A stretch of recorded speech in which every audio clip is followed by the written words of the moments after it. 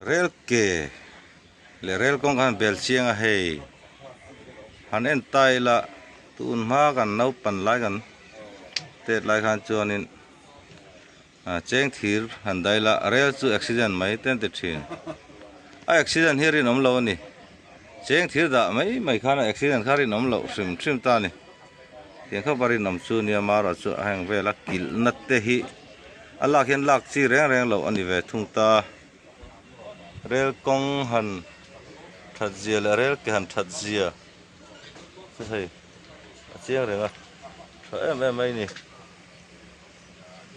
rel kong hi thì thật tắc mấy nè à khi cái rel này tụi pa anh nè khi rel này tụi tên nè hey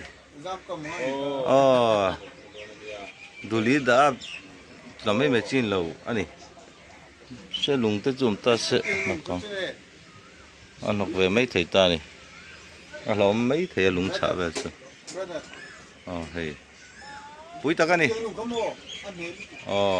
lùng trắng này hàng tới bôi rò ra sạch liền này lâu này rò ra sạch liền lâu hay trắng em hay very very tough very good very best stone anh nhớ very best stone. Pui xin. Yếu thọ. Mấy hình pui đâu mấy nè so. So ta ai brother. Anh em brother. Oh ta. Pui ta cái này hay ek na zon kha nia đang gan ek thà rồi mấy nè. Lại con ek kha khoro về mấy nè. Rel cái hàng thật dịa so very good. Very best. Anh nhớ mày nè. Ao hàn trả em. Đây kia. Rem học anh nhớ. Pui ta cái này. Kan lo me kha zong kha special report. He.